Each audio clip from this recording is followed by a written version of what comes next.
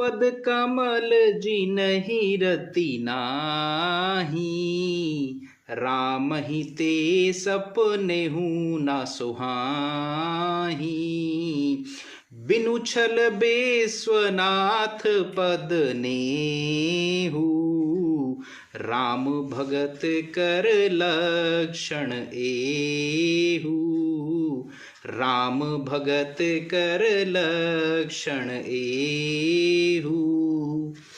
नमस्कार दोस्तों, ये दो चौपाइयाँ श्री तुलसीदास जी लिखते हैं जब याज्ञवल्क्य जी सती और माता पार्वती का प्रसंग पूर्ण करते हैं भरद्वाज ऋषि के सामने। कहते हैं कि शिव पद कमल जिनहि रति नाही, जिनका मन श्री शंकर भगवान के चरण कमलों पर नहीं है, यानी जिनकी आराधना, जो शिव भगवान की आराधना नहीं करते हैं, राम ही ते सपनेहु न सुहाई, वो श्री राम जी को स्वप्न में भी नहीं अच्छे लगते।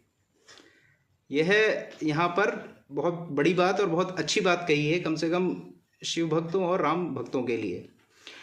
अगली ही चौपाई में वो कहते हैं, बिनु छल विश्वनाथ पद नेहु, बिना किसी कपट के, बिना किसी लाग लपेट संकोच के, जो लोग बिनु छल विश्वनाथ पद नेहु, राम भगत कर लक्षण एहु। भगवान राम के भक्तों का लक्षण क्या है कि वह बिना किसी कपट के, बिना किसी छल के श्री विश्वनाथ जी के यानी शंकर भगवान के चरणों में अपनी परस्पर प्रीति करते हैं। ये कहते हैं याज्ञवल्क्य जी भरद्वाज ऋषि से। अब देखिए दोस्तों, कथा वापस से वहीं आती है प्रयागराज में, जहां पर भरद्वाज ऋषि ने पूछा था कि मुझको राम जी की कथा बताइए, मुझे बताइए भगवान राम कौन है। और याज्ञवल्क्य जी ने कथा सुनाई थी शंकर भगवान की।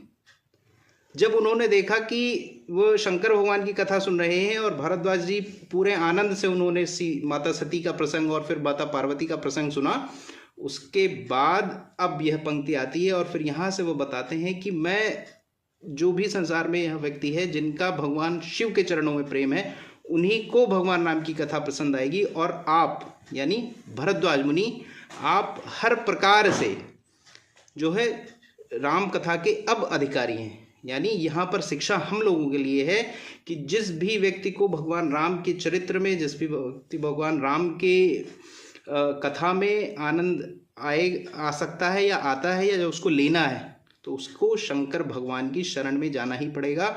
उसकी प्रीति स्वतः शंकर भगवान के चरण में हो जाएगी, आप ऐसा भी कह सकते हैं। इसी में एक चौपाई और वो कहते हैं कि शिव सम को रघुपति व्रत धारी, बिनु अघ तजी सती यस नारी। शंकर भगवान जैसा रघुपति व्रत रखने वाला कौन है, जिसने